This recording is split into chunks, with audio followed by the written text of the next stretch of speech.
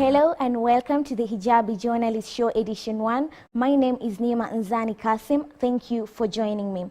So once again, 5 years are over in Kenya since the previous elections, and it's time for the 2017 general elections, giving an opportunity for Kenyans to select new leaders. How amazing is that? There have been so much excitement and a lot of campaign going on in the streets where different political parties and different leaders trying to convince the public on who is good and who is better. I'm pretty much sure if you've been watching the news and following on social media, then you know exactly what I'm talking about. And this brings us to today's topic.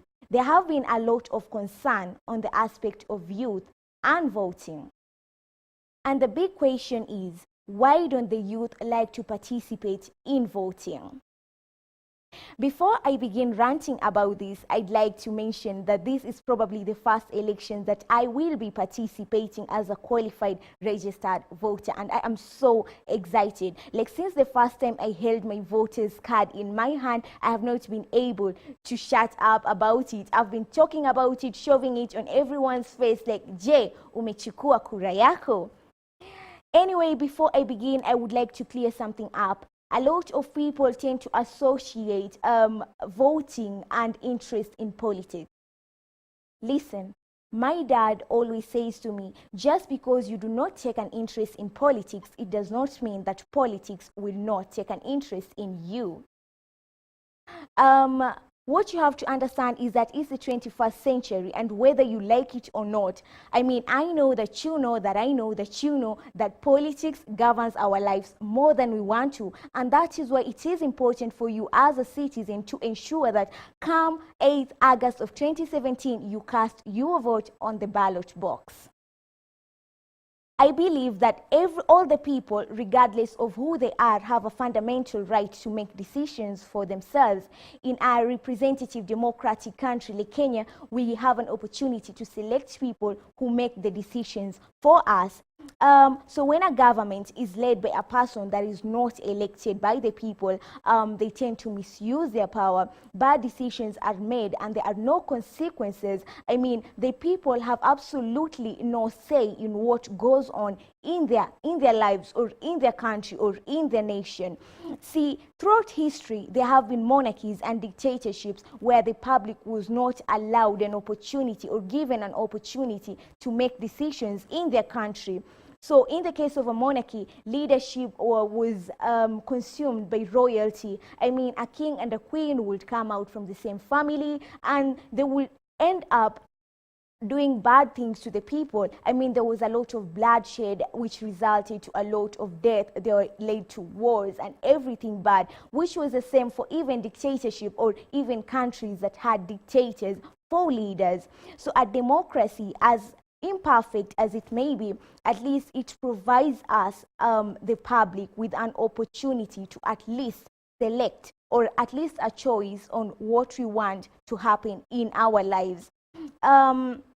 Through voting, people from all socio-economical backgrounds have an opportunity to express their viewpoints. The most important aspect of election is that they first provide an opportunity for candidates to come up with issues and debate these issues, and then they allow eligible voters to be part of the decisions on who they want as their leaders.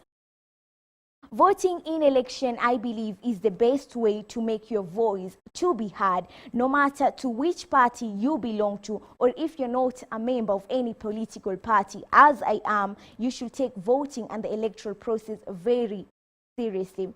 Personally, I never vote for political parties. Okay, I'm saying this, but I've never really voted. This is the first time I'm voting. But I believe that I will not vote for political parties. I vote for the person. I vote for a candidate, because at the end of the day, it's not the political party that you will rely on, but the person. So can you really rely on this person? But then again, that's just my opinion. So back to our topic today. Why is it important for the youth to vote? For starters, the youth are underrepresented in the voting population. Persons under the age of 30 vote less than older ones. I've really never understood why. I mean, welcome to Kenya, in a country whereby the youth will be the first people to start violence when they feel like an election did not favor them, when they did not even vote. I mean, if more young people could participate in major elections, then maybe candidates will start to take them more seriously and start to address their issues, because society needs idealists to balance out the older or more pragmatic voters. Being idealistic is not a sin. Quite contrary, it could provide her to an otherwise cold set of priorities. And lastly, because they're determining the character of the world in which they will be living, it is their best chance to affect the future. The most important aspect to remember is that you can either vote by voting or vote by not vote, because if you do not vote, then someone else's vote will count more. It's not rocket science, it's math. Don't be the kind of citizen that will cross an ocean to fight for democracy but will not cross the street to cast your vote in the ballot box. Remember, bad officials are elected by good citizens who do not vote. So this brings us to the end of our today's topic, and I would like to urge all the registered voters to ensure that they vote. Do not let that vote go to waste. I mean, this opportunity only comes once in 5 years, so you either use it now or wait for another 5 years. That is, if you will actually live to see the next 5 years. And I quote, our lives begin to end the day we become silent about things that matter. Martin Luther King. I pray for a peaceful 2017 election. I pray for a peaceful nation. I pray for a healthy nation. Remember, you cannot pray in love and live in hate. Again, thank you for joining me in my show today, the Hijabi Journalist Show Edition 1. Thank you for joining me. I ask you to subscribe to my YouTube channel. Don't forget or don't hesitate to comment, or don't hesitate to give me a thumbs up if you enjoyed my show today. And thank you again. With that said and done, I would like to wish all the candidates participating in the 2017 general elections all the best. May the best man win.